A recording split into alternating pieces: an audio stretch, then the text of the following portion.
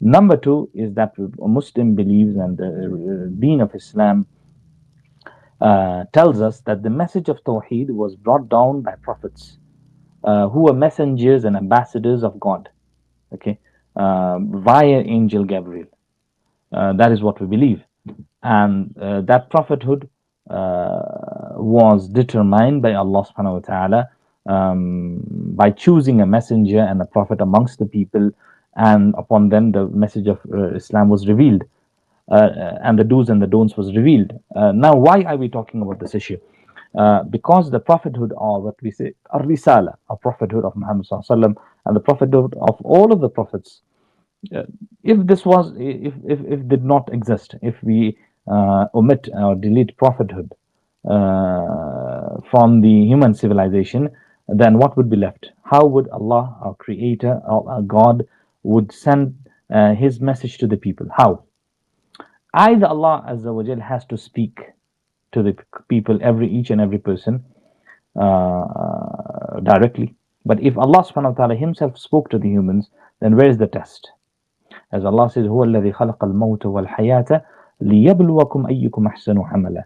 That it is He, Allah subhanahu wa ta'ala, الذي خلق الموت والحياة, who has created the death and as well as life.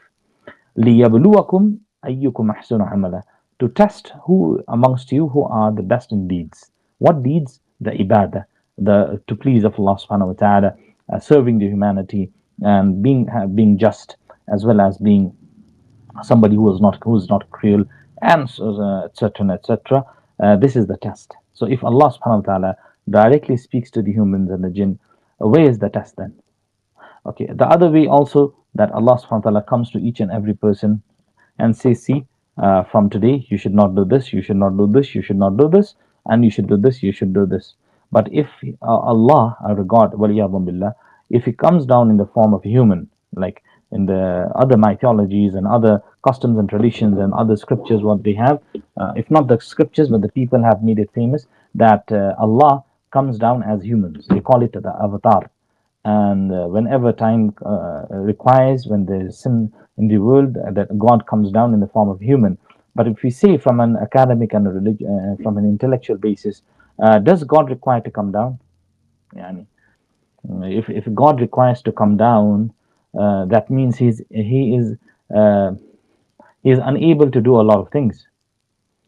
Uh, and if He was divine, if we claim that Allah and the God, the Lord, is divine, and He has control over each and every affair, then coming down in the form of a human and giving His message is very peculiar. Why? Because He can send His message without He coming in the form of human.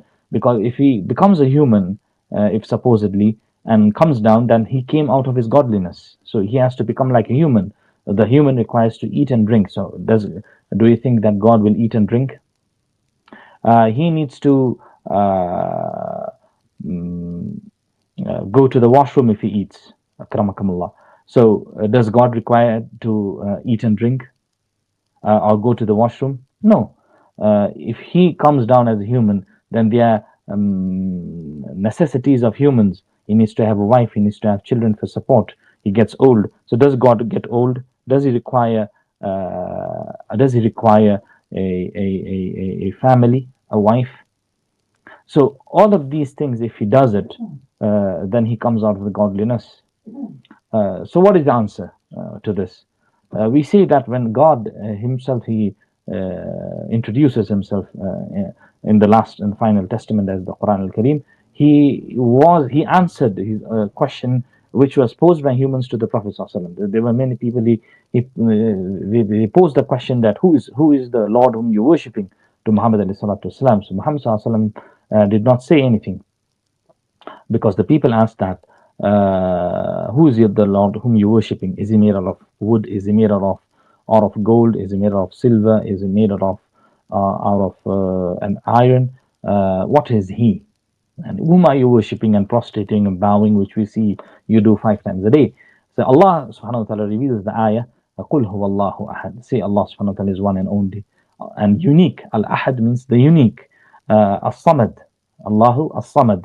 He is the one who does not require anything. لم يلد ولم يولد. As-Samad also means the one who will not give birth to anyone. ولم يولد, and neither was he born from someone. ولم يكن له كفوا أحد, and there is nothing comparable to him. You can't make an example of someone with Allah subhanahu wa ta'ala. This is one of the most phenomenal comparison or uncomparable, I would say, parable given in the Quran about Allah subhanahu wa ta'ala.